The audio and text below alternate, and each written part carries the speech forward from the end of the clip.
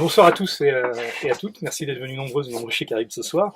Donc, on est extrêmement heureux d'accueillir Karsten Dummel. Bonsoir. En tout cas, ça nous fait très plaisir. C'est un auteur qu'on admire beaucoup, donc qu'on a connu grâce une fois de plus à Kidam Éditeur, qui ont fait très confiance pour nous trouver des choses magnifiques dans la littérature européenne, française également, mais européenne.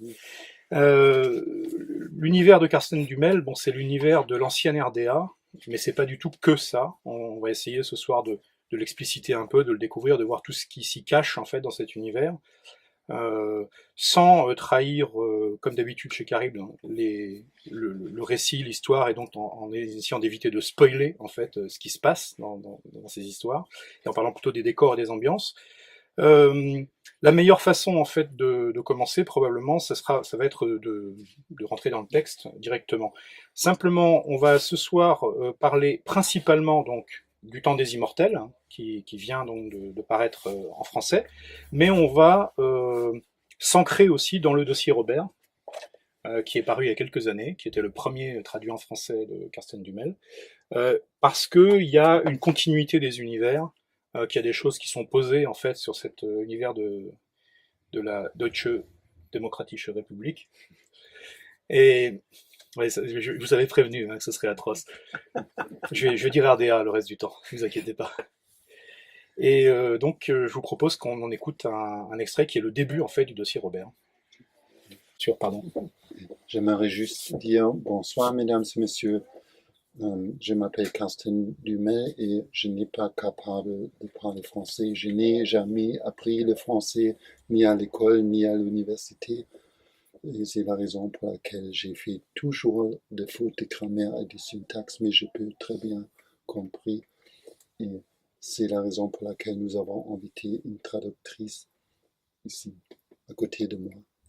Bonjour et bonsoir. Prologue. En octobre de l'année 1949, dans la prison des femmes de Honecker, Stolberg, Martha F., condamnée à 2 fois 25 ans de réclusion pour incitation au boycott, mit au monde un garçon qu'elle prénomma Heinrich, sans avoir demandé l'avis de son mari. Quelques jours plus tard, l'aumônier de la prison baptisa le petit de la couchée sous ce nom, obtenant aussi pour l'événement une heure de récréation pour les co-détenus des cellules du couloir 2, bâtiment A. Car le père de Heinrich, un maître boulanger d'Anklam, qui purgeait dans le même temps sa peine à Brandenburg, eut l'occasion de voir son fils pour la première fois. Celui-ci était déjà âgé de 4 ans, 1 mois et 3 semaines. C'était en décembre 1953, dans l'une des dernières semaines de cette amnistie mémorable, dont la réalité ne fut que partielle. À leur libération de prison et après la réouverture de leur ancienne boulangerie, les parents croyaient désormais pouvoir vivre tranquilles avec Heinrich et couler des jours paisibles dans leur chef-lieu retiré du Mecklembourg, même si les autorités municipales leur interdisaient d'embaucher un compagnon ou un apprenti au motif qu'ils étaient employeurs privés. Tout le monde avait besoin de pain et de petits pains, on se passait de grands discours. Les prix étaient fixés et inscrits sur des pancartes accrochées dans la boulangerie. Dès l'âge de 12 ans, et bien qu'il fût encore très fluet, Heinrich allait chercher la farine avec son père après l'école. Même en hiver, parfois glacial, il poussait la charrette à bras dans la neige avec les 3 sacs que le père consommait journalièrement dans son fournil. 3 quintaux par jour, 6 fois 3 quintaux par semaine, 7 kilomètres du moulin au fournil, été comme hiver, 6 fois 3 quintaux, 7 kilomètres. En automne 1961, après que les camions de la coopérative cessèrent de livrer la farine aux travailleurs indépendants, le père de Heinrich se demanda, et avec lui les 7 autres boulangers privés de la ville et des villages limitrophes, s'il ne valait pas mieux mettre tout leur argent en commun et acheter un camion pour ne plus dépendre de Pierre ou de Paul. Mais au moment d'affiner leur plan, il s'avéra que personne n'aurait su conduire. Dans l'été qui suivit, sans la moindre explication, les coopératives fruitières de l'État ne livrèrent ni les cerises, ni les pommes, ni les prunes. Pour finir, à l'automne, la coopération des boulangers mit l'embargo sur le cacao, les raisins secs, les amandes, le massepain et la confiture destinée aux entreprises privées. Manque de devises, disait-on. Le commerce d'État passe avant le commerce privé. Dès lors, les anciens de la ville payèrent avec des fraises en conserve et des bocaux de compote de prunes, des raisins à sultamine, de la poudre de cacao dégraissé prélevée sur les paquets de l'Ouest, ou même avec les fruits de leur jardin. Les jeunes ménages n'allaient plus que rarement se fournir auprès des commerces indépendants. Le choix était restreint, l'offre en dents de scie. Les autorités municipales incitèrent en vain le père de Heinrich à vendre sa boulangerie, ou du moins à lui faire affilier à la coopérative. Se passant depuis un bon moment de compagnie pour aller chercher la farine avec le chariot à ridelles, Heinrich transporta au fil des années, soir après soir, les plats à gâteaux ou les brioches que son père avait fait cuire, tandis que sa mère s'affairait dans la boulangerie ou astiquait le fournil.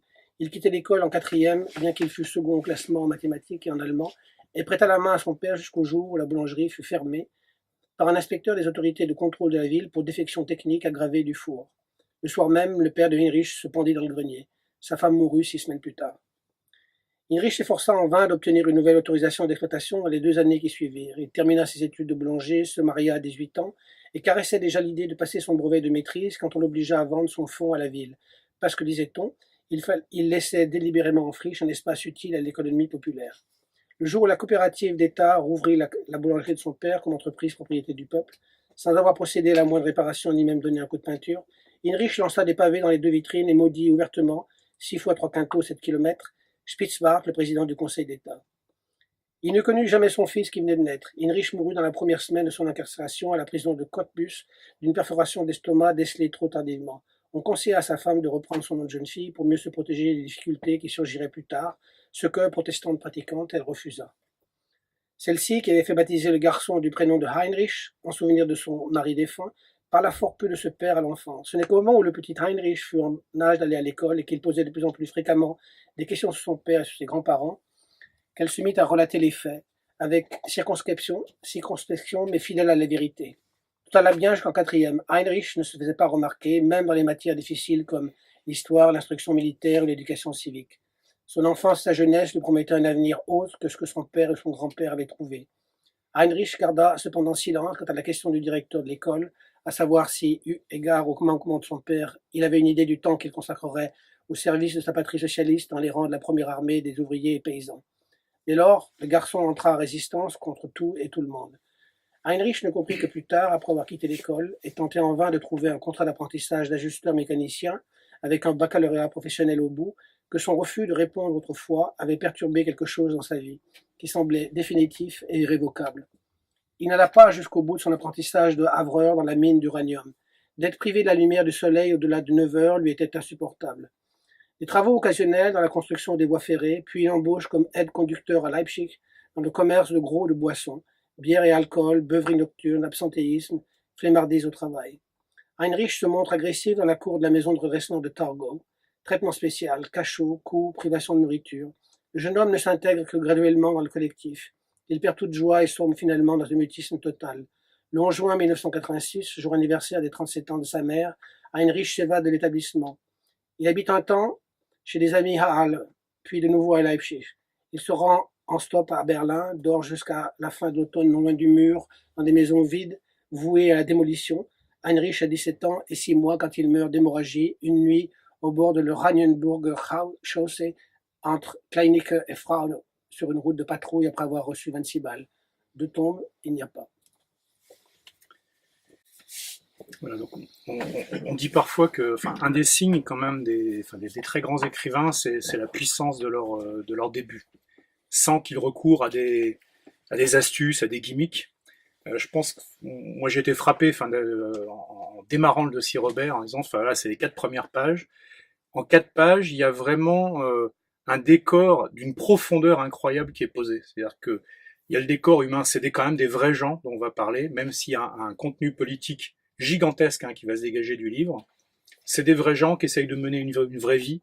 Et puis, on voit effectivement la façon dont un État, avec ses propres objectifs, son côté extrêmement insidieux, extrêmement pernicieux, va contrecarrer ça et finir par les choses les plus tragiques possibles. Et c'est délivré d'une manière très justement, il n'y a pas d'effets spéciaux, il n'y a pas de roulement de tambour, enfin voilà, c'est très factuel, c'est incroyable. Et pour moi, ça c'est vraiment une marque de quelque chose de très fort. Et je vous propose donc cette fois en allemand et en français, on envoie la transposition donc 6 ans plus tard avec Le Temps des Immortels dans un décor qui est le même, celui de cette RDA, de cette République des Travailleurs, qui a poussé certaines logiques à fond et qui a perdu de vue pas mal de choses assez rapidement. Konnte sich nicht erinnern, wann den Zettel in seiner Tasche entdeckt hatte. Irgendwann, fingerte er das fremde Papier im Kittel. Er wusste nicht, wer es ihm zugesteckt hatte. Haussuchung heute. Tröpfelnde Milch aus Wasserdunst und Licht, verhangene Laternen am frühen Morgen, leicht fahl und übermüdet. Dämmerung, ein Vorplatz und einer, der hinübergeht. Arno K., groß und hager, mit blasser Haut und eingefallenen Wangen, wache Augen, schmale Nase, um den Mund weiche Züge. Das Haar halblang, etwas schütter, aschblond. Vor 26 Jahren hat ihn die Hebamme ins Leben gezerrt, hier in dieser Stadt, in der Charité, an einem Februartag, 15:05 Uhr, Kreissaal B, Frauenklinik, Haus 7, bei klirrendem Frost und einer blauenden Wintersonne. Il n'arrivait pas à se souvenir quand il avait trouvé la feuille dans sa poche de blouse. À un moment, ses doigts avaient touché l'insolite bout de papier. Il ne savait pas qui le lui avait glissé. Perquisition au domicile, aujourd'hui. Opacité suintante d'eau, de brume et de lumière. Lampadaire voilé à l'aube. Légèrement blafard et fourbu. Première clarté. Une esplanade et quelqu'un qui la traverse. Arnaud K., grand et maigre, teint pâle et joues creuses. Yeux alertes, nez fin, la bouche ourlée de traits doux. Les cheveux, mi-longs, un peu clairsemés, blond cendré. Il y a 26 ans, la sage-femme l'a tiré vers la vie. Ici, dans cette ville, à la Charité. Un jour de février, 15h05, salle d'accouchement B, maternité bâtiment 7, par un froid à Pierrefonds et un soleil d'hiver bleuté. Jardin d'enfants, scolarité, formation, baccalauréat. Il a peu de contact avec son père comme avec sa mère. Année d'après-guerre, année de famine. 17 heures à trimer dur dans le fournil, du lundi au samedi, 6 jours par semaine. Il ne restait guère de temps à consacrer aux enfants, et pas d'échappée possible non plus. Une femme de journée aidait dès qu'elle le pouvait. À 13 ans, il fut mis à l'internat. À 17, son frère s'en alla. Son père mourut l'année suivante. 4 degrés au-dessus de zéro. C'est la fin de l'été. Seuls les matins sont frisquets comme à l'automne. À vrai dire, un matin comme les autres, se dit Arnaud, tout en froissant la feuille dans sa main. Ses doigts vibrent et jouent avec le papier chiffonné. Perdu dans ses pensées, il le roule entre pouce, troisième et quatrième doigt et en façonne une boulette. 6h20. Il fait encore sombre. Arnaud K. est la cible du processus opérationnel OV Cordon. D'après les données opérationnelles, le sujet de processus avait montré dès 1968 un comportement hostile et négatif par son positionnement négatif en relation avec les mesures prises par les États membres du pacte de Varsovie en URSS. Jusqu'à l'été 1975, notre unité opérationnelle, DE, l'avait placé sous contrôle comme matériel opérationnel, OAM. En août, la direction du district a décidé de reclasser l'OAM en processus opérationnel, OV. Le critère essentiel du processus opérationnel est de réagir aux premiers signes d'une action à caractère négatif sur l'opinion publique et d'écarter toute activité hostile. La ville reconnaissait Arnaud de mémoire, comme rues et maisons le reconnaissaient, ici et là et ailleurs, les quartiers habités et ceux inhabités, l'alignement dense des maisons, les talus envahis par la mauvaise herbe, de champs à moitié minés, et de chemins de l'autre côté de gares désaffectées où plus aucun train ni S-Bahn ne s'arrêtait, des rouleaux de barbelés en condamnant l'accès. Où des wagons rouillés montaient la garde durant la journée, et des lampadaires en col de cygne fouillaient la nuit pour traquer la vie. Creux bétonnés, traversés de capillaires engazonnés, fossés de patrouilles des chiens et chemins de ronde. Les terrains de jeu de son enfance délaissés voilà longtemps, rues et impasses toujours barrées et qui ne déboussaient jamais sur nulle part, qui n'offraient aucun passage possible, n'autorisaient aucun transit, aucun visa, saison verrouillée, été comme hiver, nuages qui fuient et miradors qui s'interposent. Les tentatives vaines de trouver immensité et franchise à la frange d'une vie possible. L'été, couper ce qui croit, rectifier et déboiser. Protection contre la lumière et l'hiver. La neige finement ratissée pour relever les traces. Pays piétiné, no man's land.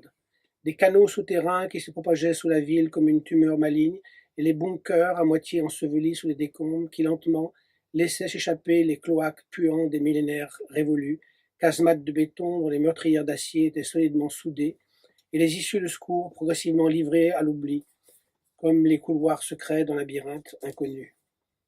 La ville le faisait toujours refluer vers ces endroits, sporadiquement, aussi longtemps que possible.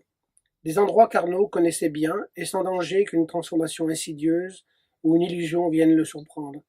Ici, le paysage demeurait fidèle à lui-même. Panorama barré, chemin grillagé. Entre les champs envahis par les herbes folles et les montagnes de gravats faites de cendres, d'argile et de pierres réfractaires, dans les arrière-cours délabrées et les caves à moitié ensevelies sous les décombres, il avait absorbé les relents humides des ruines comme un nourrisson tête le lait de sa mère. Un enfant de la ville restait un enfant de la ville, et un enfant de village était un enfant de village.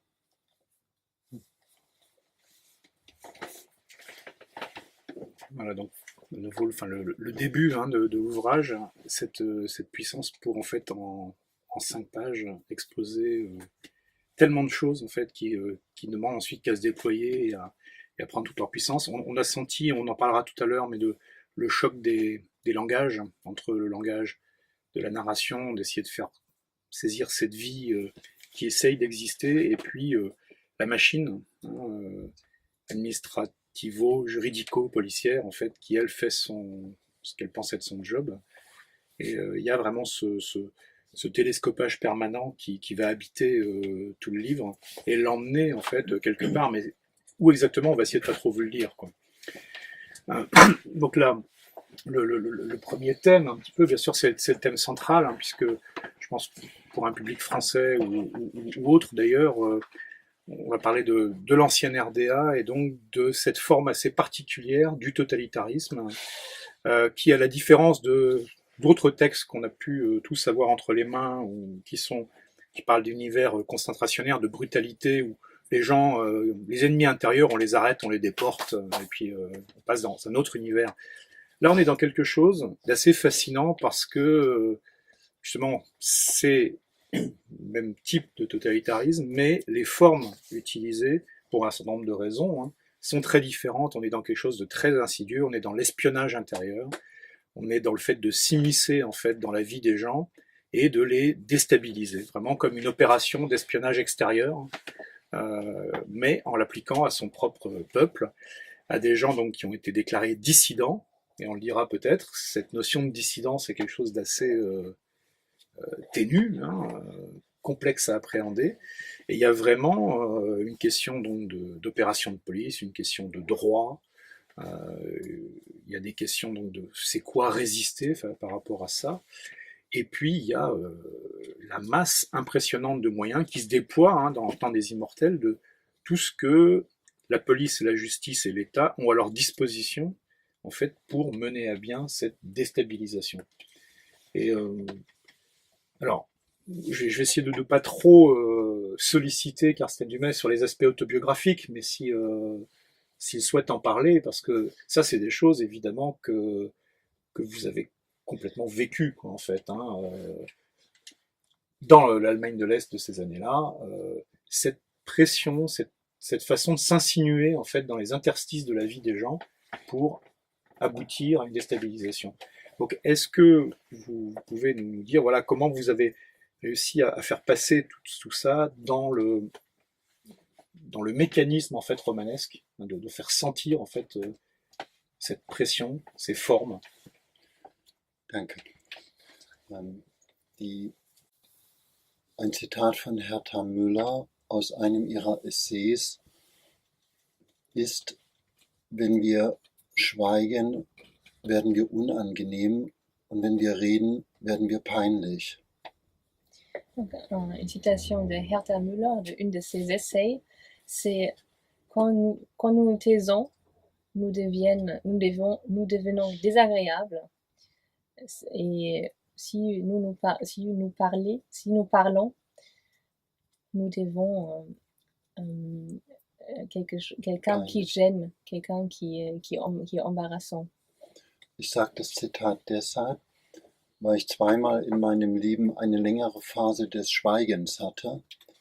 Das heißt, weder in der DDR mit irgendjemandem über Stasi reden zu können, weil es so unglaubhaft auch für große Teile der Bevölkerung war. Und auf der anderen Seite vor dem Fall der Mauer im Westen mit Leuten, die in der Demokratie, im Rechtsstaat leben, über das reden, was gerade meine Biografie 12 Jahre war, ging auch nicht, weil sie dachten, der ist verrückt, sobald ich anfing, mein Leben zu erzählen. Donc, moi, j'ai connu deux phases dans lesquelles je me suis tue dans ma vie.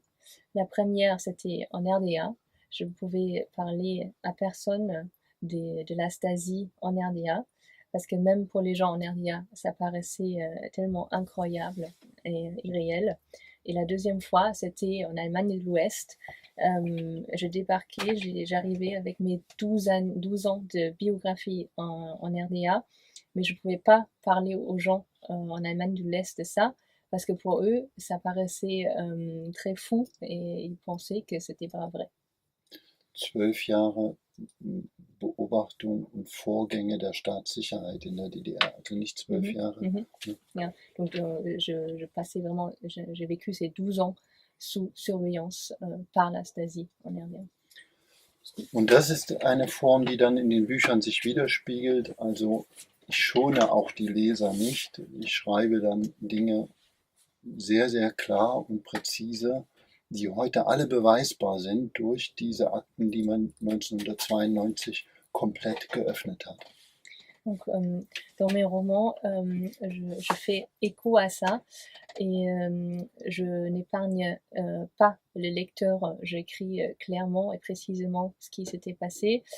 Et aujourd'hui, tout ce que j'écris, on trouve des preuves parce qu'on a commencé à ouvrir les archives en 92 et depuis, on peut voir que c'est vrai. Um noch einen Satz zu ergänzen. Mein Erschrecken beim ersten Lesen der eigenen Akten war so, dass ich eigentlich Deutschland und Europa verlassen wollte. Juste pour rajouter une phrase, le choc quand je lus pour la première fois mon dossier de la Stasi était tel que je voulais quitter l'Allemagne et l'Europe.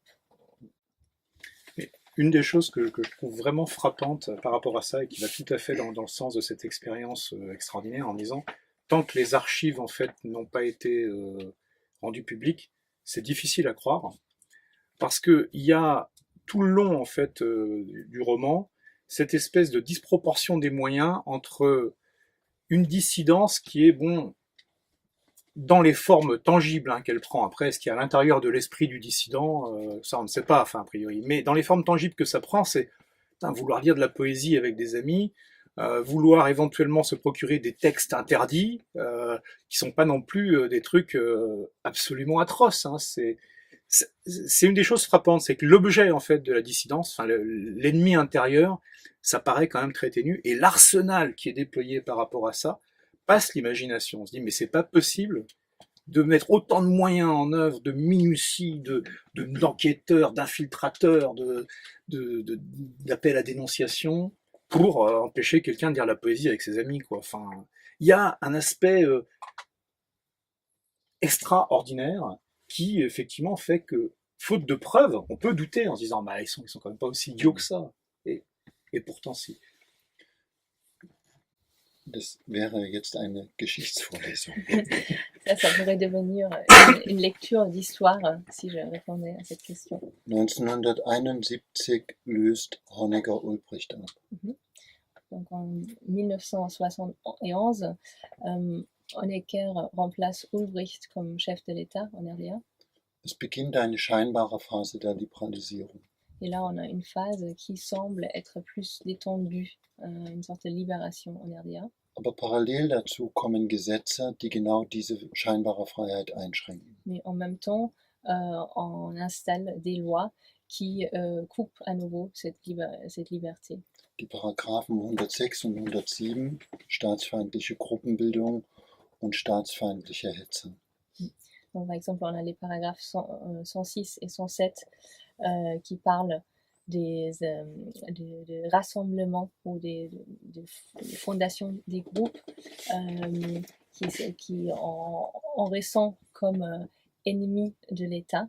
Eine Gruppe bilden, die sich mit Literatur beschäftigt, ohne Genehmigung des Staates, egal zu welchem Inhalt, ist staatsfeindlich. Donc un groupe ou un cercle qui veut travailler sur la littérature et qui fait ça sans avoir l'autorisation de l'État est considéré comme ennemi. Und Genau das ist geschehen. Etwas, was nicht zu kontrollieren ist, was nicht genehmigt ist, löst diese Maschinerie aus. Donc c'est exactement ça, quelque chose qu'on peut en fait n'est pas vraiment contrôlé.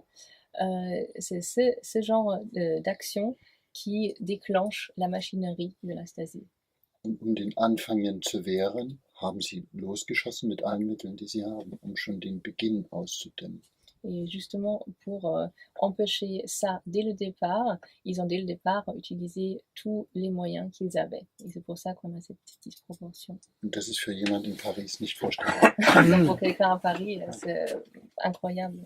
Mais alors, ce qui est extrêmement impressionnant, il y a la puissance et la variété des moyens qui sont déployés pour écraser en fait dans l'œuf cet ennemi intérieur qui pourrait, si on le laisse faire, grossir. J'imagine qu'il y a une part de fantasme évidemment, mais ce qui est très étonnant, c'est le juridisme extrêmement pointilleux. C'est-à-dire que justement, on n'est pas dans des scénarios. On verra, il y en a aussi, mais c'est vraiment une intrication. Au départ, on a la loi numéro tant qui nous permet de faire ça, qui nous autorise à mettre le citoyen dans tel cas, qui nous autorise à... On l'a entendu déjà dans le déploiement du décor, que ce soit dans le dossier Robert ou dans le Temps des Immortels, l'accès à l'emploi, la liberté de circulation, le fait que, ben non, comme c'est quelqu'un qui est douteux, on va pas lui passer de commande. Il y a vraiment un ensemble de moyens, mais qui sont tous parfaitement légaux. Et c'est ça qui est étonnant, c'est cette référence permanente, sauf dans d'autres circonstances dont on parlera tout à l'heure, mais à la loi. C'est-à-dire que on n'est pas dans des trucs de coups fourrés, enfin au départ en tout cas. C'est vraiment quelque chose qui se fait parce que c'est comme ça que ça doit se passer. On a mandat pour le faire. L'État. Oui. Ja, also er meinte, das ist so unglaublich, dass das alles in den Gesetzen festgeschrieben ist, dass alles diese ganzen, die Maschinerie, die da in Gang gesetzt wird, ist ja wirklich... Ist es nicht. Es ist nicht festgeschrieben. Es gibt die Gesetze, die die Spielräume lassen. Okay. Donc en fait, ce n'est pas fixé dans les lois, il y a des lois qui laissent une certaine liberté à l'époque. Und so hat jede der 207 Staatssicherheitsbehörden und der 15 Bezirksverwaltungen der Staatssicherheit ihre Freiräume. Donc en fait, il y a 207 autorités de la Stasi et 15 administrations départementales, et chaque autorité de ce genre a sa propre liberté, son espace, comment interpréter ces lois qui existent. Und das Gesetz 1 1976 sagt, schöpferisch und individuell bei Feinden die Schwachstellen zu finden und dort anzusetzen. Donc il y a la loi numéro 1 de 1976 qui dit que chez les ennemis, pour les objets de comportement hostile, il faut trouver leurs points faibles, leurs faiblesses de manière individuelle et de manière créative. Das heißt, bei ihm ist es die Ehefrau, bei ihm sind es die Kinder, bei ihm ist es der Studienwunsch. Donc ça veut dire, chez lui, c'est sa femme, chez moi, ça serait les enfants, et chez lui, c'est le désir de faire des études. Und dort setzt man an. Et à chaque personne a son point de départ où on commence à creuser. C'est ce qu'on ressent en fait tout le long dans ce maniement, on y reviendra tout à l'heure, mais dans ce maniement justement de la langue de la police, de la justice et de l'administration, mais de la langue utilisée en fait administrativement dans les pièces qui sont presque des pièces de dossier, qui sont des comptes rendus, des notes de service.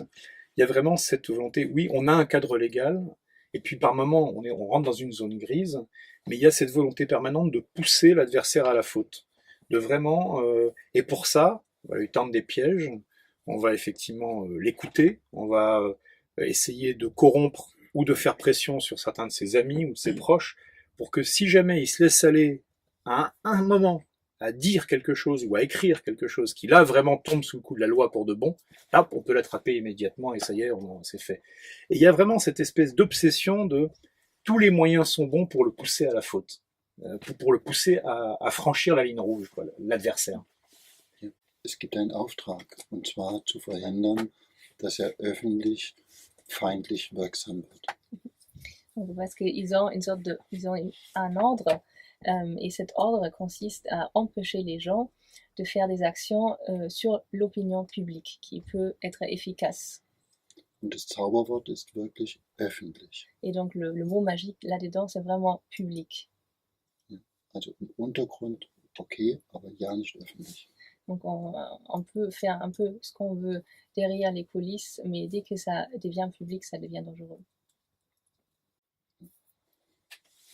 Et du coup, une des rares forces en fait qui apparaît, mais alors de façon très discrète, mais qu'on sent qui est peut-être la seule dans tout ce paysage sur lequel justement le dissident peut éventuellement tenter de s'appuyer, c'est l'Église protestante, qui semble pouvoir, alors c'est fait discrètement parce qu'elle doit elle-même, j'imagine, extrêmement contrôler, mais comme elle a accès au public, donc il y a aussi tout un travail fait pour couper le dissident potentiel de ses appuis éventuels, donc de l'isoler.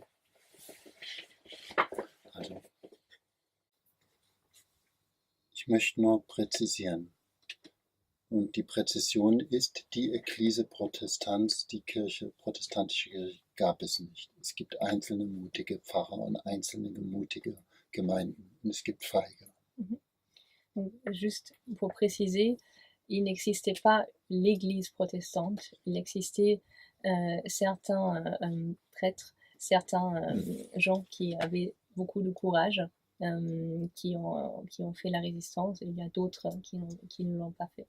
Die Initialzündung für die Rolle der widerstandigen protestantischen Kirche ist der 18. August 76. Donc le point de départ pour la résistance de l'église protestante, c'était le 18 août 76. An diesem Tag verbrennen sich 2 Pfarrer öffentlich. C'est le jour où 2 prêtres se brûlent publiquement. Und die Kirche der DDR beginnt auf der einen Seite, was der Staat fordert, beginnt diese Pfarrer als verwirrend, als geisteskrank darzustellen. Das ist die öffentliche Seite. Und die mutigen Pfarrer, von denen ich spreche, beginnen dem zu widersprechen. Et à ce moment-là, l'église protestante se sépare en quelque sorte à l'intérieur. Il y a un côté qui fait ce que l'État leur demande, c'est-à-dire ils dénoncent ces 2 prêtres comme fous, comme des malades mentaux. Et l'autre côté, c'est le côté duquel je parle, les gens courageux, ils commencent à contredire et à dire non, c'est pas des malades.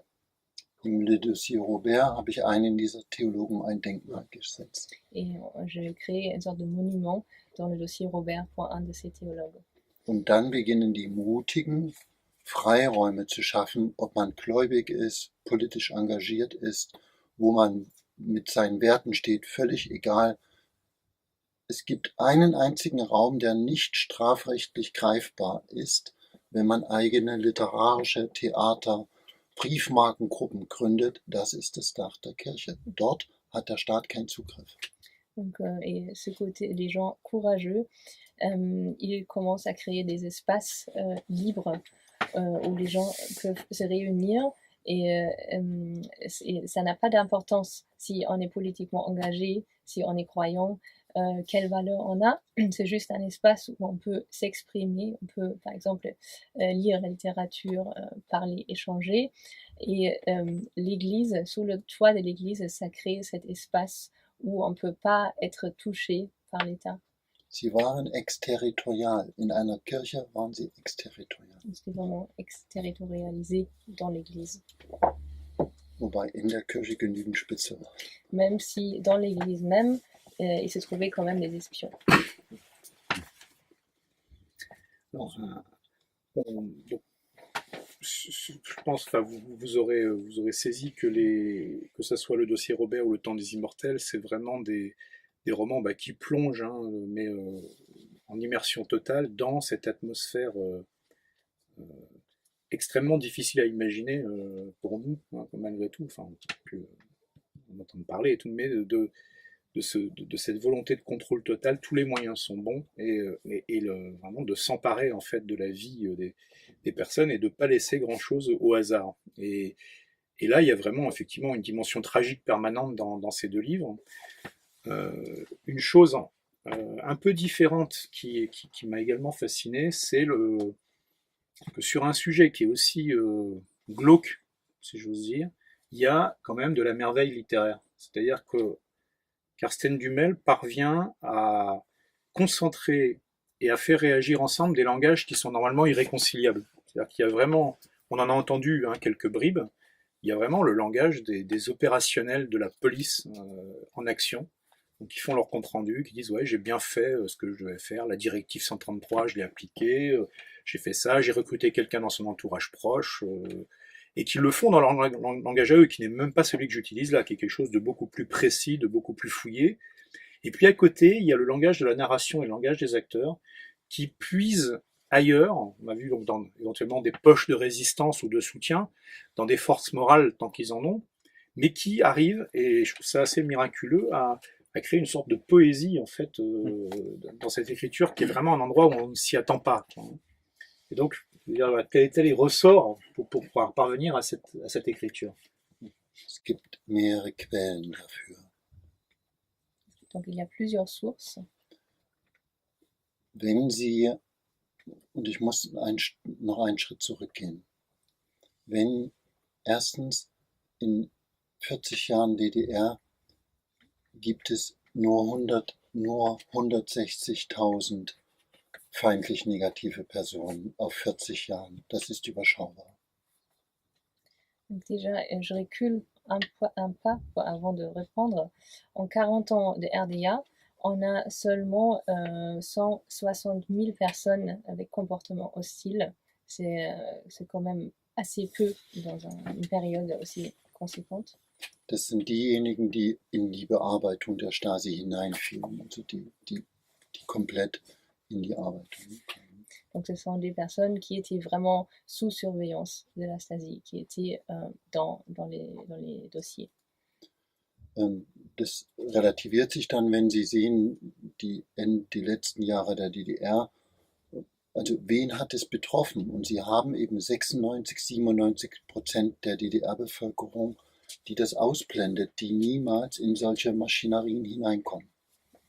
Et après, dans les dernières années de la RDA, ça se relativise parce que il y a quand même 76-77% des gens qui sont jamais concernés parce qu'ils arrivent à ne pas voir ça. Ils sont pas concernés, ils sont jamais rentrés dans la machinerie.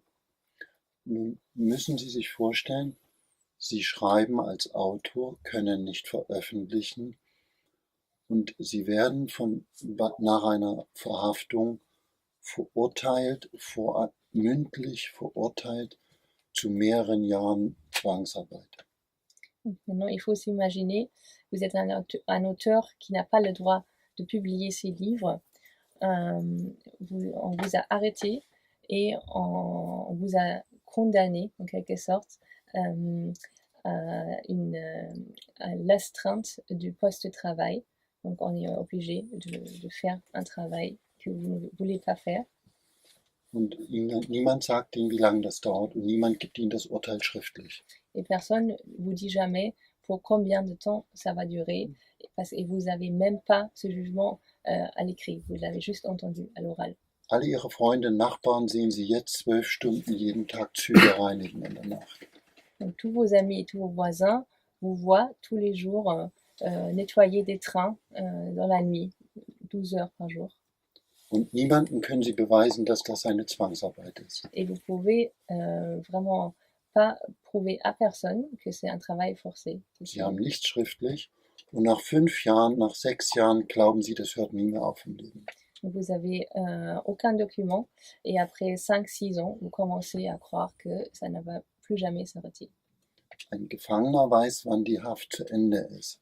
Ein so verurteilter, feindlich negative Person hat kein Ende in Sicht. Donc un prisonnier en prison, il sait à quel moment il va sortir de prison, mais quelqu'un en RDA qui est jugé comme ça, il n'a aucun moyen de savoir combien de temps ça va durer. Sich abzugrenzen, beginnen Sie eine Gegensprache zu entwickeln von allem, was Offizialsprache der DDR ist. Et pour trouver un moyen de se séparer de ça, de se libérer en quelque sorte, vous commencez à trouver une langue qui est complètement opposée à la langue officielle de la RDA. Sie sprechen bestimmte Worte, die immer gebraucht werden, nie mehr. Sie nehmen sie nicht mehr in den Mund. Donc, par exemple, vous n'utilisez plus jamais certains mots qui sont toujours utilisés par la Stasi. Sie gehen weit in die Vergangenheit, in die Zeit der Romantik, in der Renaissance zurück und nehmen deutsche Worte, die vergessen sind, die nicht mehr im 20. Jahrhundert gesprochen werden. Et par exemple, vous remontez loin dans le passé, vous cherchez dans le romantisme allemand ou dans la Renaissance pour trouver des mots qu'on n'utilise plus au XXe siècle et vous les utilisez, parce que c'est différent. Sie nehmen italienische oder rumänische Sprache und nehmen Expressionen und Bilder, die dort sind, aber die es nicht im Deutschen gibt, und übertragen sie ins Deutsche, weil es neue Verbindungen dadurch gibt. Ou par exemple, vous vous inspirez de la langue italienne ou roumaine pour trouver des métaphores qui n'existent pas en allemand, vous les traduisez vers l'allemand et vous l'utilisez parce que ça crée des nouvelles images. Und sie finden einen kleinen Kreis wie heute Abend, die ihre eigenen Sprache sprechen und die sie verstehen, aber außerhalb davon wird diese Sprache nicht gesprochen. Et vous trouvez un petit cercle comme ce soir avec des gens qui parlent votre langue, avec lesquels vous pouvez converser dans cette langue, mais en dehors de ce cercle, vous n'êtes pas compris, vous ne pouvez pas parler cette langue. Und man beginnt mit Schreibmaschinen seine eigenen Samizdat-Zeitungen zu gründen. Et donc on commence à écrire ses propres journaux dans ces cercles à la machine à l'époque. Also das ist so der Beginn, dann eine Gegensprache zu Donc entwickeln. ça c'est un peu le point de départ pour créer une langue opposée. Und das finden Sie hier wieder. Le retrouver dans le document. Je ne sais pas si on l'entendra tout à l'heure dans les prochains extraits qu'on lira, mais c'est effectivement une de ces choses qui est très insidieuse en fait tout le long du roman. C'est la façon dont les chargés de mission en fait de la Stasi, donc qui eux ont vraiment leur job à faire dans leurs comptes rendus, bon, qui sont très techniques, administratifs, mais on voit qu'il y a cette volonté de priver en fait la cible de sa vie matérielle en fait, vraiment de lui rendre la vie au quotidien de plus en plus difficile, de plus en plus pénible, et de l'aiguiller vraiment vers, donc comme je disais tout à l'heure, vers la faute technique, juridique, mais aussi vers la dépression, la dépression lourde, le doute, la perte de sens, la perte de repères, et là de pouvoir commencer à utiliser d'une façon beaucoup plus insidieuse que ce que faisait à la même époque l'URSS, la psychiatrie d'État, enfin, le fait de déclarer, donc, bah oui, vous voyez bien que vous êtes inadapté, donc vous êtes fou, enfin, on va utiliser le terme qu'il faut, mais c'est ça, donc il faut que vous soignez. Et il y a vraiment, c'est cette chose qui pèse en permanence sur les personnages, qui est... il y a un tel travail minutieux qui est fait pour que tout se dérobe, donc les ressources matérielles, le métier, ce qu'on sait faire, on vous en prive, on vous oblige à faire quelque chose qui n'est pas ce que vous savez faire, quelque chose qui n'a pas de sens, et puis on vous coupe de vos amis, on vous rend vous-même, enfin on fait porter la suspicion sur vous en fait, vis-à-vis des autres, et il y a vraiment une désocialisation qui se produit. Comme vous disiez, on ne peut pas s'expliquer. Il n'y a rien à expliquer. Donc, faute de point d'appui intérieur, et c'est là que cette notion de force intérieure, de ressources qu'on va chercher dans la philosophie, dans la religion, dans le langage, dans la littérature, le chemin vers la folie et éventuellement le suicide sont quand même grand ouverts. Et puis là, en plus, il y a quelque chose qui s'y ajoute, c'est la perversité absolue qu'il y a à utiliser comme diagnostic de psychiatrie le meilleur ami. Nun, das ist also in allen sozialistischen Ländern, ganz besonders Sowjetunion, Rumänien und der DDR, wurde die Psychiatrie missbraucht, Feinde des Systems mundtot zu machen, in allen. On retrouve ça dans tous les pays socialistes, en Roumanie, dans l'Union soviétique et en Allemagne de l'Est. On a fait un abus de la psychiatrie pour empêcher les soi-disant ennemis de ces pays de s'exprimer. Sacharow war in der Psychiatrie, Solzhenitsyn war in der Psychiatrie, Leskov in Polen war in der Psychiatrie und viele andere auch. Vous avez par exemple Sakharov, Solzhenitsyn et Leskov aussi, ils sont tous passés par la psychiatrie. Ja, also es ist ein Mittel, um jemanden zum Schweigen zu bringen und Recht zu haben. Denn wenn jemand nicht an die bessere Welt des Sozialismus glaubt, muss er ja einen Schaden im Kopf haben. Donc c'est vraiment un moyen de faire taire quelqu'un tout en étant justifié. Parce que si quelqu'un ne croit pas en cette meilleur monde, de socialisme, il est forcément fou. Das ist das Paradoxon. Und man muss es eben wissen, die DDR hat es auf die Spitze geschrieben. Es ist die einzige Geheimdienst, von dem man es weiß, der ab 70er Jahre eine eigene Hochschule getarnt als Außenhandelskammer hatte. Eine Hochschule für Psychiatrie, die die Massenpsychiatrie und Psychologie studiert hat und ausgewertet hat, wie man Menschen systematisch den Kontrollverlust des eigenen Lebens herbeiführt. Kontrollverlust des eigenen Lebens herbeiführt. Et on sait que pour la RDA, après on a ouvert les dossiers de la Stasi, que eux ils ont vraiment fait le comble. Dans les années 70, ils ont eu leur propre université qui était cachée. On disait que c'était une chambre de commerce, mais en fait c'était une université où les gens pouvaient faire des études de la psychologie des masses, où on apprenait aux gens comment est-ce qu'on peut réussir à faire perdre contrôle systématique de sa vie aux gens. Donc, perte de contrôle systématique, c'est ça le mot-clé. Et ce qui est frappant quand on le rapproche alors justement d'une littérature qui est très différente, c'est pour ça que je trouve particulièrement déstabilisante et particulièrement puissante les deux romans en fait de Carsten Dummel, c'est que rapproché d'une littérature qu'on connaît mieux, mais parce qu'elle est plus, elle a plus d'historique, hein, notamment, qui sont effectivement les littératures concentrationnaires du totalitarisme, que ce soit des choses comme les récits de la Colima de Varlam Chalamov, où en fait là l'agression elle est physique avant tout, elle est psychologique, elle passe par la désolidarisation, par le fait de couper les liens de solidarité possibles entre les gens. Mais il y a effectivement une forme de citadelle intérieure qui peut résister le cas échéant. Et on retrouve ça, sous des formes évidemment terribles, dans les récits de survivants des camps nazis, où en fait, généralement, face à une agression physique aussi forte, je ne parle pas évidemment de gens, enfin, de toute façon, là, il n'y en a pas un genre de survivants qui sont promis à l'extermination. Donc généralement, c'est toujours, même ceux qui s'en sont approchés plus près, c'est légèrement périphérique. C'est des gens qui effectivement avaient soit des postes techniques qui leur permettaient d'échapper au rouleau compresseur qui les menait directement à l'extermination. Mais dans cet univers-là, les ressources en fait intérieures sont les seules qui permettent éventuellement de s'en tirer, et dans des conditions extrêmement délicates. Et la perversité incroyable qui nous est décrite en fait dans cette façon extrêmement méthodique, extrêmement travaillée de procéder par les services spécialisés donc de la RDA, c'est sans violence physique apparente ou de façon extrêmement ténue. Enfin, ce sera éventuellement un interrogatoire un peu musclé, mais non, c'est vraiment d'enlever chacun des soutiens psychologiques en fait et moraux. Et là, effectivement, il y a une instrumentalisation des sciences sociales et psychologiques modernes qui est vertigineuse, quoi, vraiment. Ce travail presque scientifique de destruction, quoi. Ja. In Strohblumenzeit wird es, wenn Sie sich die Mühe machen, die einzelnen Kapitel zusammenzulesen. Das heißt, Sie nehmen nur die Heute-Kapitel. Also ich mache einen Schritt zurück. Das Buch hat 33 Kapitel.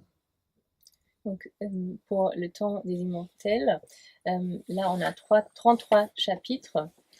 Davon gibt es die Kapitel gestern, heute, morgen. Et on a des chapitres qui s'appellent hier, des chapitres qui s'appellent aujourd'hui et des chapitres qui s'appellent demain. Dabei ist heute der Hauptstrang, der sich von Anfang bis Ende durchzieht. Donc aujourd'hui, les chapitres d'aujourd'hui, c'est la ligne, le fil rouge du roman qui va du départ jusqu'à la fin. Und das ist die Geschichte von Arno K. in den 70er Jahren bis in das Jahr 1980. Et ça, c'est l'histoire d'Arno K. qui commence dans les années 70 et qui va jusqu'aux années 80. Alternierend gibt es in der ersten Hälfte des Romans die Kapitel Gestern, die behütete Kindheit von Arno mit der Großmutter, die bei den Zigeunern aufgewachsen ist. Et pour alterner ça, dans la première partie, on a les chapitres de hier qui décrivent l'enfance paisible, idyllique de Arno, des vacances chez sa grand-mère, qui a elle-même grandi chez des Bohémiens. Und sie haben im zweiten Hälfte statt die Gestern-Kapitel die Morgen-Kapitel, die meinetwegen im Jahr 2017 spielen. Et dans la deuxième partie, vous avez, à la place des chapitres hier, vous avez des chapitres demain qui pouvaient très bien se passer aujourd'hui, en 2017.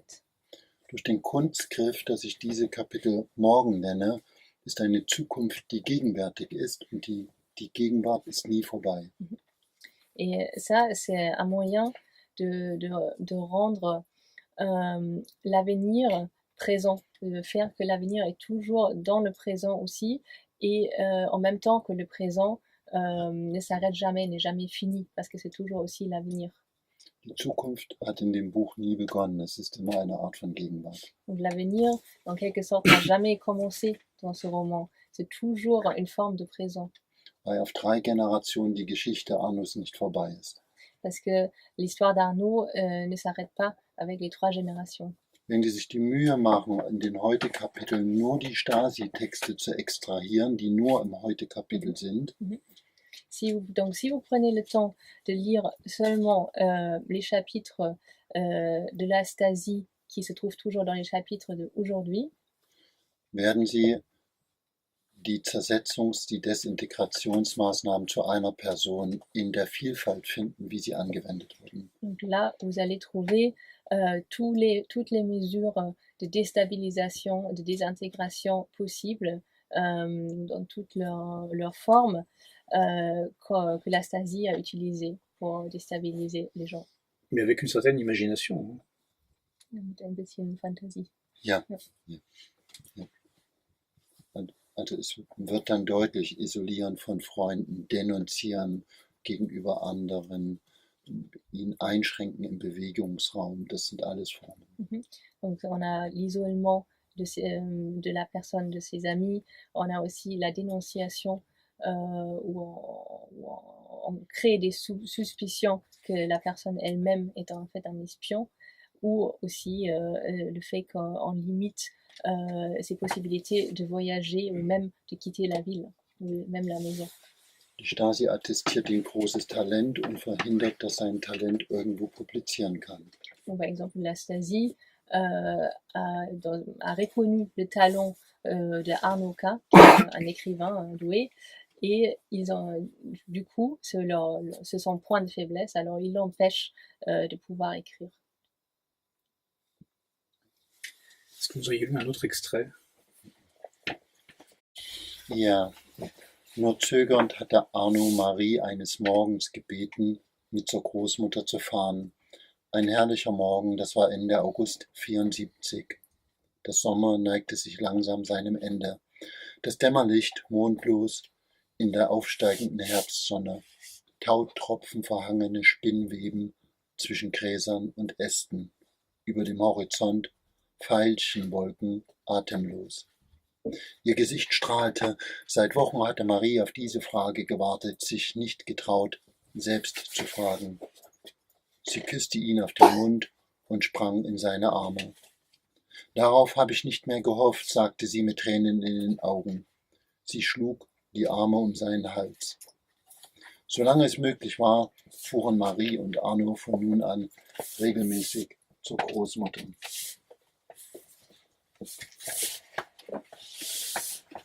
C'est avec beaucoup d'hésitation qu'Arnaud avait demandé à Marie un matin de l'accompagner chez grand-mère.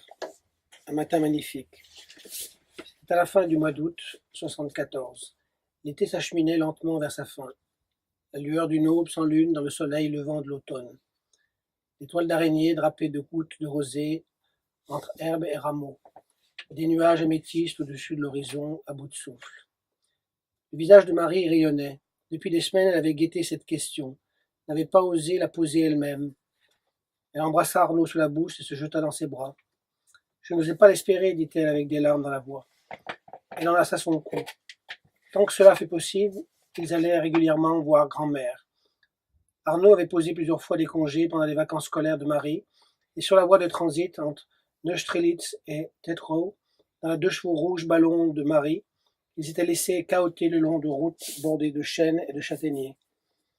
À gauche et à droite, de grands champs jonchés de balles jaunes de paille d'hiver, de petits villages pourvus d'imposantes églises fortifiées et de créneaux solides, çà et là des cigognes juchées sur des mâts de télégraphe à l'abandon. L'essuie-glace avant, tantôt au repos, tantôt en mouvement perpétuel.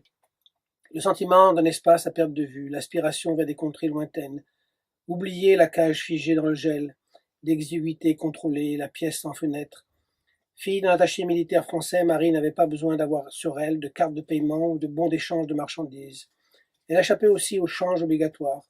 Il n'avait pas à craindre de contrôles arbitraires pendant le trajet. À leur premier voyage vers le village, ils s'amusèrent comme des fous, de vrais gamins. Ils déguisèrent leur visage avec des nœuds rouges, de clowns et saluèrent tous les véhicules venant en face avec des petits drapeaux tricolores qu'ils agitaient par la vitre relevée de la portière. De petits drapeaux que Marie avait empruntés à l'ambassade de France. Ils croyaient que le monde leur appartenait. Rien ne pouvait arriver. Lorsqu'une voiture venait en face ou qu'une autre les dépassait, ils jouaient à reconnaître la marque et le type, et le soir, à l'aide de bâtonnets de bois rassemblés sur leurs genoux, ils comptaient qui en avait dénombré le plus. Une fois, Marie poussa un cri aigu. 2 chevaux vertes, sans retouche, quand ils croisèrent une Citroën immatriculée à Hambourg. Elle pinça en même temps le bras d'Arnaud jusqu'à lui faire mal. C'est ce qu'on fait en France, dit-elle. C'était une 2 chevaux vertes, une 2 doche, une 2 pattes vertes. Et tu n'as pas le droit de me pincer en retour, lui défendit-elle, d'un geste de la main. C'est interdit. 2 chevaux rouges sans retouche, ça compte quand on en veut une de couleur rouge. Une 2 pattes rouges. Tu comprends? Alors je te ferai un bisou. Mais seulement dans ce cas. C'est la coutume chez nous. En chemin, Marie avait cueilli des pâquerettes et des marguerites dans un enclos qu'elle avait posé sur la table en bois de grand-mère, accompagnée d'une bouteille de Beaujolais et d'un paquet de cigarillos Tom Tip. Sans les lui remettre personnellement, sans papier cadeau, plutôt placé là, comme ça, en passant. Comme allant de soi, grand-mère apprécia le geste pendant qu'elle accueillait Marie avec une tasse de chicorée et un gâteau russe au fromage blanc et au chocolat fait maison, laissant la jeune femme parler de sa famille, de ses études, de ses voyages dans des parties du monde qu'elle ne connaissait pas.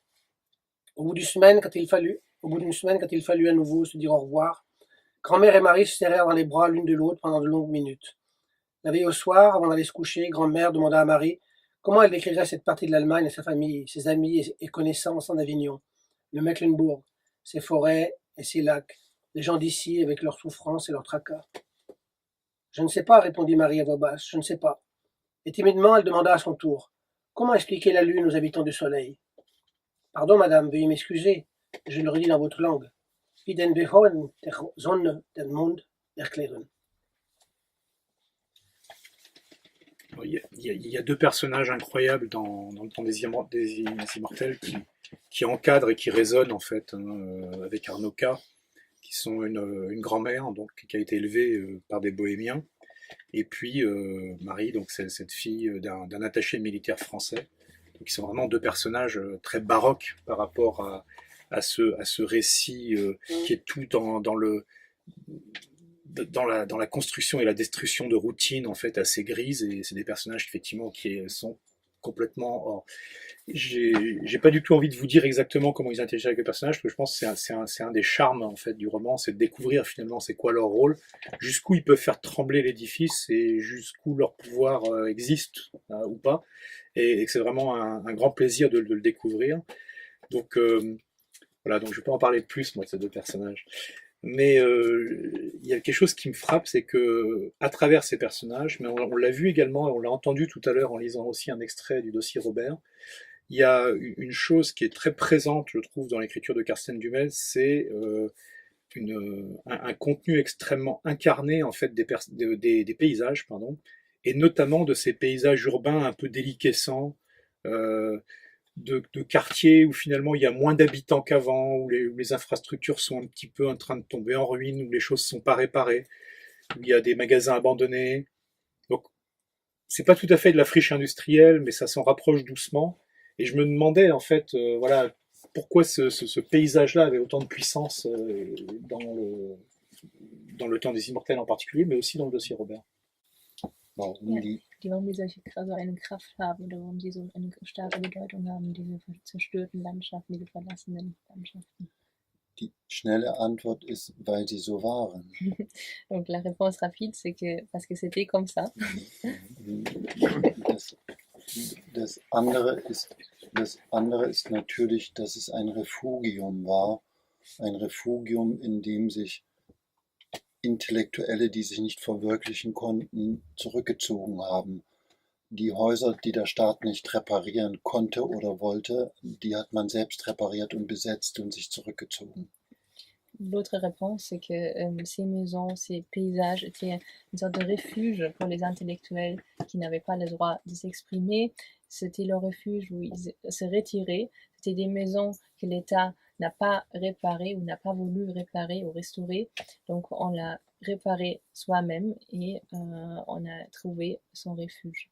Sie können, ich glaube, es gibt keine Ausnahme von den großen DDR-Schriftstellern, die zu den kritischen zählen.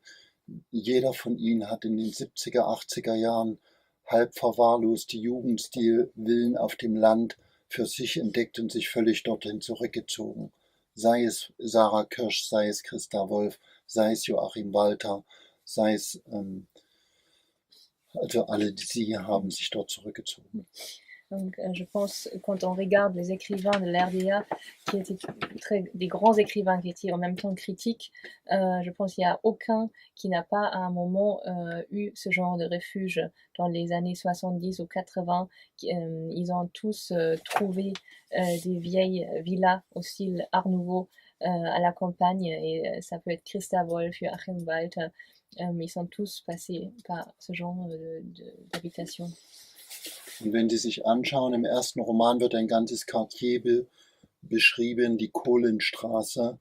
Das ist komplett ein gesperrtes Gebiet in Leipzig gewesen, Einbruch, Einsturzgefahr, 10 Jahre lang Refugium von Leuten, die in irgendeiner Weise nicht mit dem Staat klarkamen und sich dort illegal niederließen. Si vous regardez dans le premier roman, je décris tout un quartier, la Kohlestraße à Leipzig, et c'était un quartier qui était en fait interdit parce que toutes les maisons étaient en danger de s'écrouler, et c'était pendant 10 ans le refuge de tous les opposants. Ils se sont tous retrouvés là-bas. Sie müssen sich das vorstellen, wenn man sich von über 150 Meter Stromkabel über die Dächer selber legt, weil es keinen Strom mehr gibt. Wenn man sich Wasserleitungen hilfsmäßig isoliert und über hunderte Meter über Dächer weiterzieht, um Wasser zu haben, und den Staat interessiert es nicht. Alors, il faut s'imaginer que vous n'avez pas d'électricité, alors vous prenez 150 mètres du câble sur les toits que vous mettez vous-même, vous installez à travers les toits pour avoir de l'électricité chez vous, pareil pour avoir de l'eau, et vous faites ça et l'État ne s'y intéresse absolument pas. Das war in jeder größeren Stadt. Et dans toutes les grandes villes, ce genre de quartier, ça existait. Wenn einer eine Kaffeemaschine zu viel einmachte, flog die Sicherung raus. Et si quelqu'un allumait la cafetière et c'était peut-être le truc de trop qui faisait sauter toute l'installation électrique. C'est une des choses que je trouve un peu magique en fait dans cette écriture, enfin dans la composition, c'est que justement alors que peut-être le fond, le fil conducteur est quelque chose qui est extrêmement à la fois idéologique, spirituel et intellectuel. On parle quand même de choses qui se passent dans la tête d'un opposant qui essaye de vivre et puis qui est manipulé et contrôlé, mais avant tout en visant son intellect en fait, moins que sa chair, même si ça joue un rôle. Et pourtant, les deux romans arrivent à être extrêmement matériels.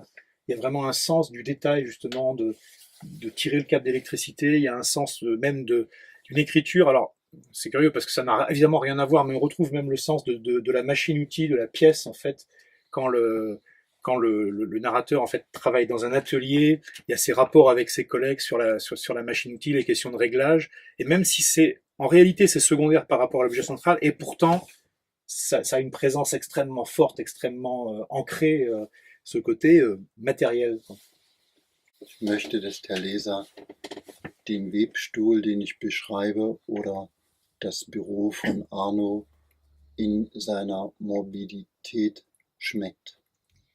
Moi, je veux que le lecteur puisse vraiment goûter toute oui, cette atmosphère morbide dans le bureau d'Arnaud ou la machine à tisser des tissus quand je décris ça. Und die Resonanz, die ich vom deutschen Publikum habe, ist, dass sie den Geschmack nicht mehr losbekommen. Et ce que j'ai entendu d'un public allemand, c'est qu'ils ne peuvent plus se débarrasser de ce goût Wenn sie das Buch gelesen. quand ils ont lu le livre. Und das ist eine der Absichten, diese Atmosphäre festzuhalten. Et ça, c'est une de mes intentions, de justement attraper cette atmosphère et l'inscrire. Wir haben das Zeitalter der Arbeitsteilung. Nous, on est dans la période où on se partage le travail, les différentes phases de travail. Wir haben auch groß und stark wahrgenommen in den 70er und 80er Jahren die DDR-Literatur von Sarah Kirsch oder Christa Wolf, die überall rezipiert wurde. Et on a dans les années 70 et 80, on a c'était très reçu ou très aperçu la littérature en RDA, par exemple de Sarah Kirsch ou de Christa Wolf. Und man hat nach der Wiedervereinigung mindestens 10 Jahre die fast nicht, für mich nicht mehr auszuhaltende Nostalgieliteratur. Après la réunification, on a pour presque au moins 10 ans cette littérature nostalgique que moi personnellement je ne peux absolument pas supporter. Die teilweise schön geschrieben, aber nichts mit der Wirklichkeit zu tun hat. Qui est en partie très bien écrit, mais qui n'a rien à voir avec la réalité. Und meine Aufgabe scheint es im Zeitalter der Arbeitsteilung zu sein, diesen Geschmack festzuhalten. Et dans notre époque où on se repartage les tâches de travail, je pense que mon devoir, c'est justement de avoir à nouveau ce goût et de le faire sentir aux gens. Il y a une manière assez extraordinaire d'utiliser en fait le personnage, ses souvenirs, et notamment les souvenirs de jeunesse et d'enfance, pour les réancrer en fait encore dans une couche supplémentaire d'ancrage matériel et politique.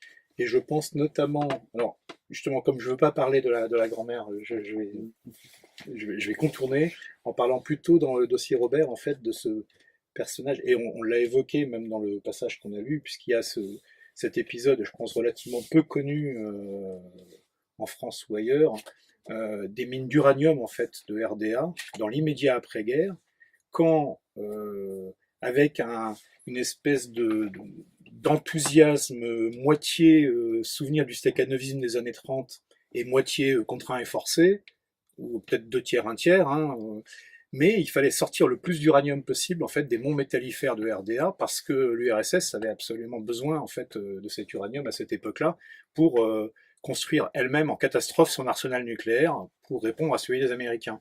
Donc il y a des dizaines de milliers de mineurs en fait est-allemands qui se sont ruinés la santé dans les mines d'uranium avec des protections dérisoires, hein, mais avec des cadences extrêmement élevées. Et ça pourrait faire presque l'objet d'un texte en soi, enfin et tout. Et c'est vraiment glissé comme des éléments sur lesquels s'appuyer en fait dans le dossier Robert. Et c'est extrêmement impressionnant cette façon de savoir aussi appeler l'histoire, hein, et l'histoire très physique, très charnelle, au moment où elle vient en fait éclairer ce qui se passe, et la façon dont les personnages essayent aussi de se raccrocher à des éléments de passé, pas nécessairement idéalisé, mais qui est tangible en tout cas. Nun, wenn sich jemand mit DDR-Literatur wissenschaftlich beschäftigt, dann findet er die verschiedenen Wege oder Irrwege, die sie sich als Aufgabe gemacht hat, dass Schriftsteller in Fabriken gehen und die Arbeit idealisieren, dass Arbeiter anfangen zu schreiben, etc. Si on regarde la littérature de la RDA scientifiquement, on regarde, on voit aussi les schémas, ou parfois des schémas qui n'étaient pas le bon schéma justement, des écrivains. Il y a des écrivains qui sont allés travailler dans les usines. Il y a aussi des ouvriers qui ont commencé à écrire. Und sie haben jede Menge Romane der 60er Jahre, in denen eine Arbeitswelt idealisiert sei, wie man sie sich gewünscht hat. Et dans les années 60, vous avez beaucoup de romans dans lesquels il y a une idéalisation de la vie des ouvriers, des travailleurs. Ich hatte das Glück, 12 Jahre meines Lebens in Fabriken der DDR zu arbeiten und mehr als 6 Jahre Zwangsarbeit.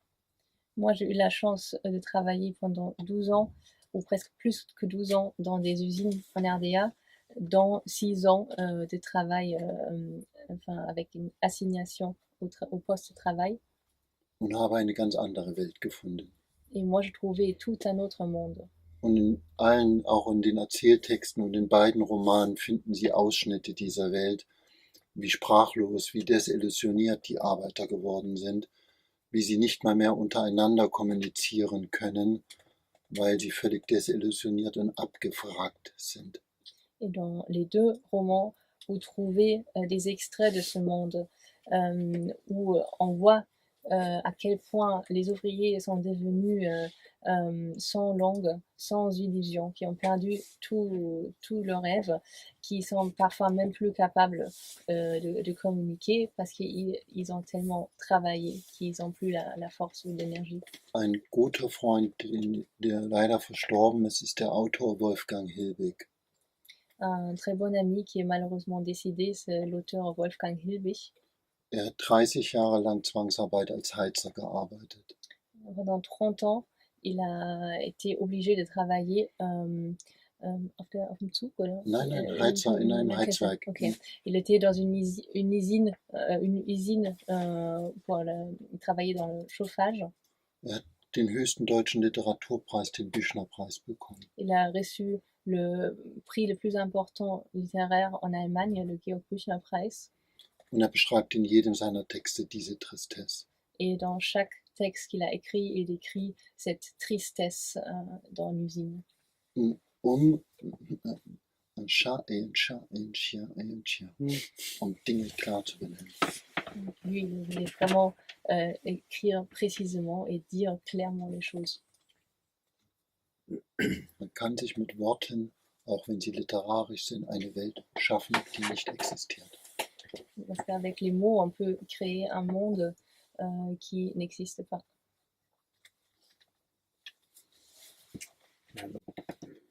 Je pense que, après ce temps passé en fait sur des livres, j'espère que vous réalisez, pour ceux qui ne l'ont pas lu et aussi pour ceux qui l'ont lu, c'est que par rapport à ce sujet en apparence principal, hein, donc sur l'espionnage intérieur et sur la destruction des vies des opposants, qui est déjà extraordinaire en soi, il y a en fait dans ces deux romans qui sont pourtant courts, il y a une richesse et une puissance qui va bien au-delà de ça, qui attrape énormément de choses et qui les condense, qui les ramasse.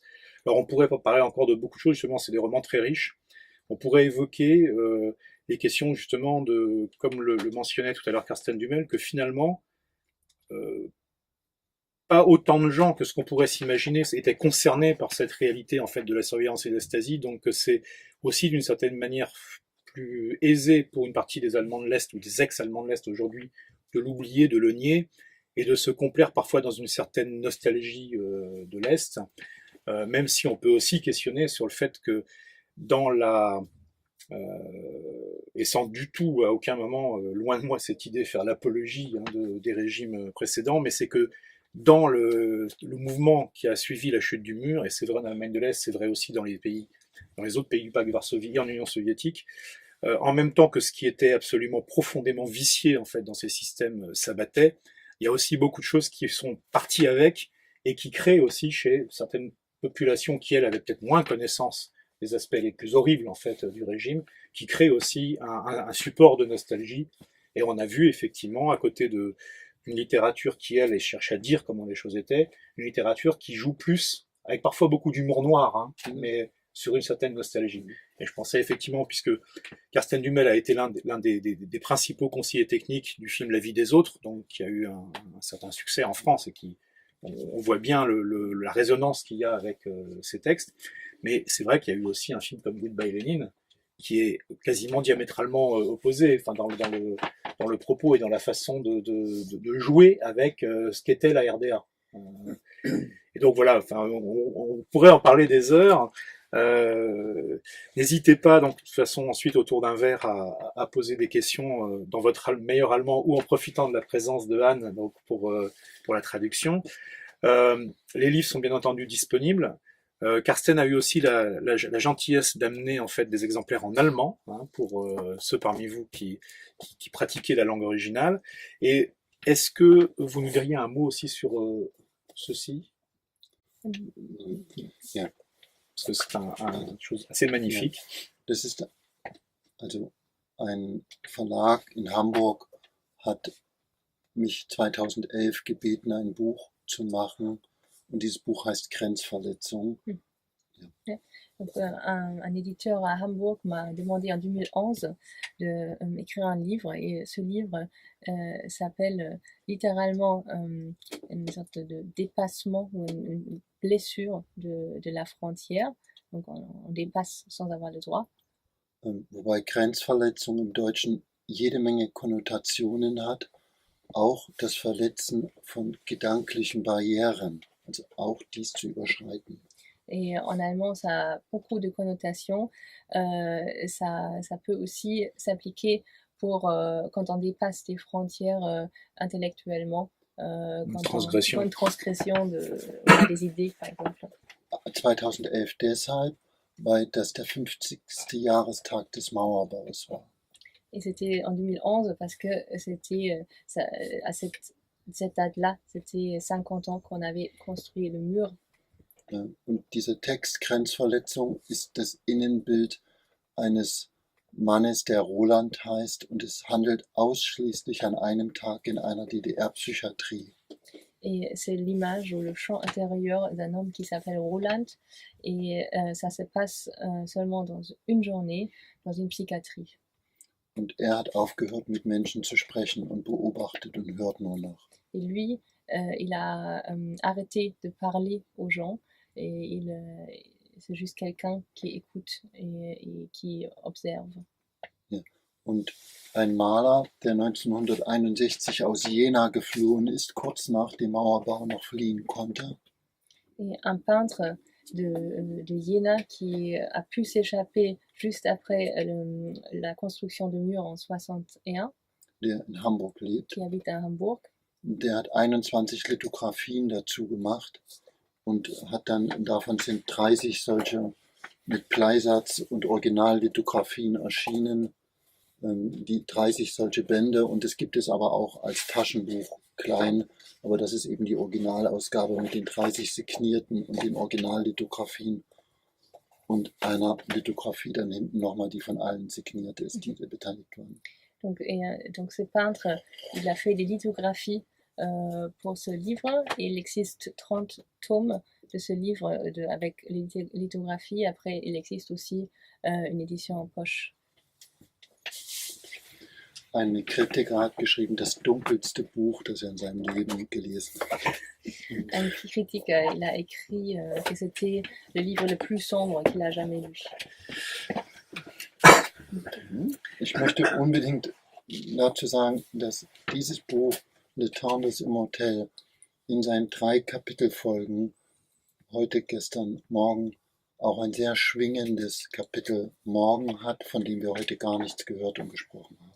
J'aimerais ajouter que Le Temps des Immortels, dans ces 3 chapitres principaux qu'on a, il y a quand même les chapitres qui s'appellent Demain, qui sont très dynamiques et on n'en a pas encore parlé.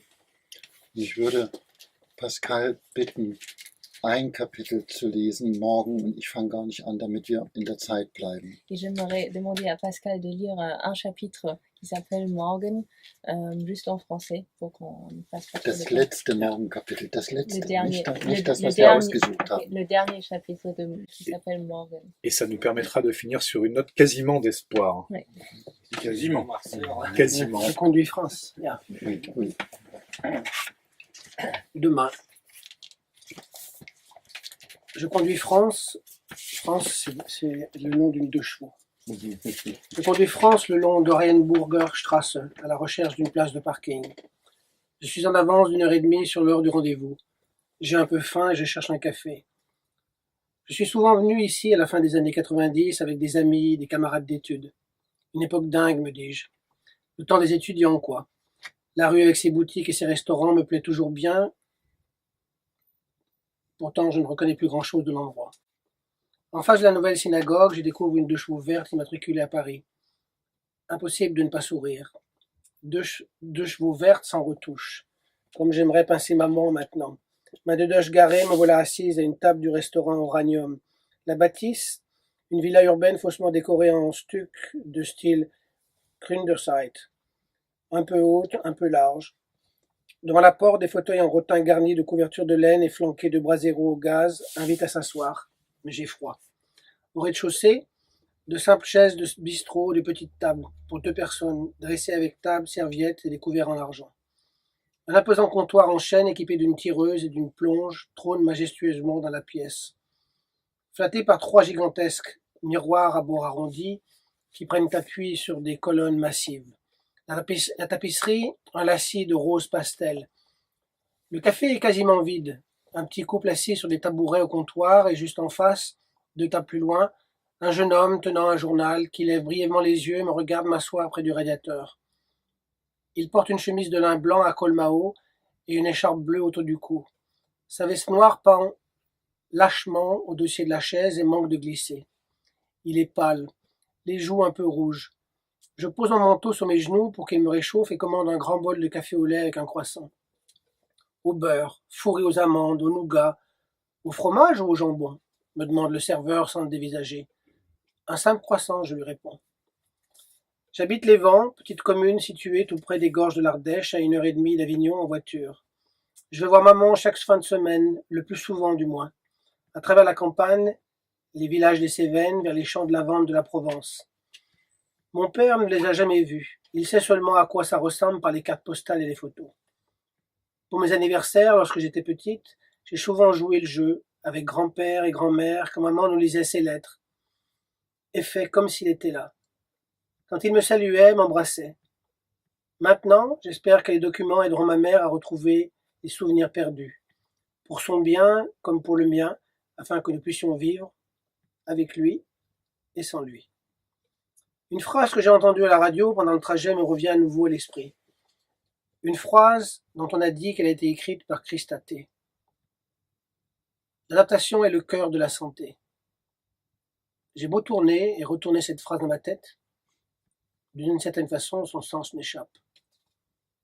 Le jeune homme au journal s'est levé et vient vers moi. Ces 15 dernières minutes, il a observé de façon répétée comment je bois mon café et trempe de temps à autre mon croissant dans la mousse du lait. « Vous êtes française ?» me demande-t-il sur un ton cordial et plein de retenue, en posant sur la table une serviette blanche en papier avec un croquis de moi au crayon. Non. Et je sens monter en moi ce sentiment. Être forte, ne plus être impuissante. Je suis moitié-moitié. Vous comprenez ? Moitié française, moitié allemande.